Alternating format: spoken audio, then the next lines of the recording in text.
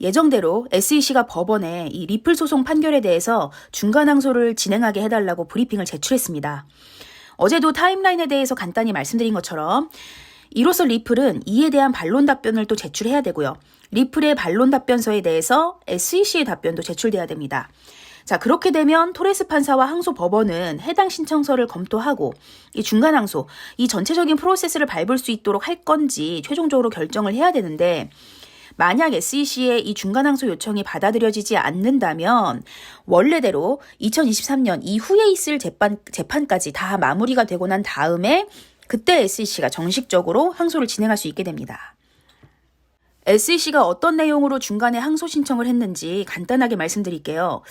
이전의 영상에서도 말씀드렸듯이 중간 항소를 제기하기 위해서는 3가지 요건이 충족돼야 합니다.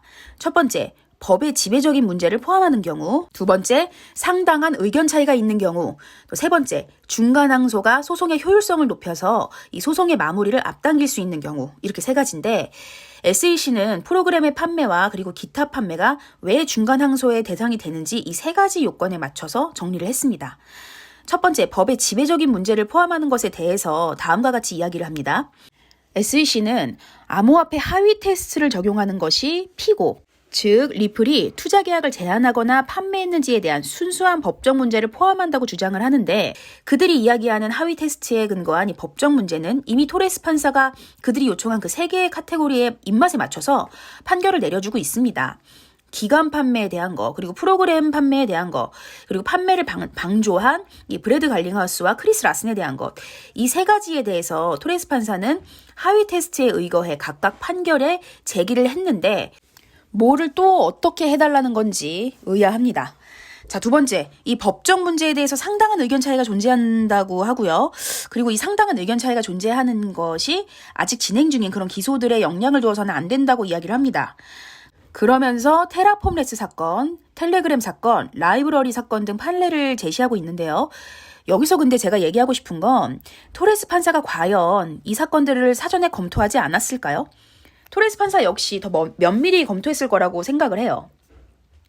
그리고 리플 판결에 대해서 그런 판결을 내린 건 이거는 한 문제에 대해서 지금 각기 다른 상당한 의견 차이가 있는 그런 게 아니라 각각의 사안이 지금 다른 별개의 사안이고요. 또 다른 쟁점 사항들을 각각 가지고 있기 때문에 이게 다르게 판결한 것이라고 생각을 합니다. 자, 각각의 사안이 어떻게 다른지 비전문가들은 모르기 때문에 이걸 객관적으로 법적 검토를 받기 위해서 법원의 도움을 청하는 것이라고 생각이 돼요. 자, SEC의 신청문은 본인들이 명확한 규제 없이 진행한 이런 무자비한 기소들을 토레스 판사의 판결로 인해서 영향을 받을 수가 있으니까 멈춰달라는 건데, 그렇다면 역으로 지금 SEC가 진행한 기소들도 다 중단돼야 되는 건 아닌가요? 자, 그리고 세 번째, 이런 즉각적인 항소가 결국에는 이 소송 종료를 앞당길 것이라고 하면서 만약 중간 항소가 거부되면 결국 본인들은 항소를 할 것이기 때문에 이거 시간 낭비라고 합니다. 여러분, 이 신청문에 대해서 어떻게 생각하시나요? 제가 만약 토레스 판사라면 이 정도 신청문 가지고 다시 한번 이 법에 대한 위선이라고 호통치면서 항소 받아주지 않을 것 같습니다. 이 신청문에 담긴 또 흥미로운 내용이 있습니다.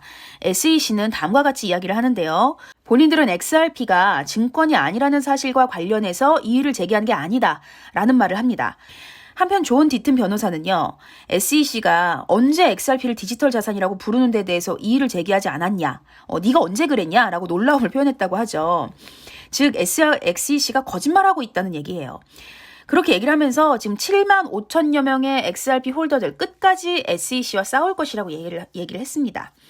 동시에 모든 의견서가 제출이 되면 본인이 판사에게 리플이 제공하지 않은 관점이 있다면 별도 의견을 제출할 수 있을 것 같다고 의사를 밝혔습니다. 해당 중간소송 신청에 대해서 프레드 리폴리라는 전문가는요, SEC의 중간 항소가 만약 그럴 리는 없겠지만 리플이 동의할 경우에는 70에서 80%의 승리 가능성이 있다. 그리고 리플이 반대할 경우에는 60에서 70%의 거부 가능성을 제시했는데요.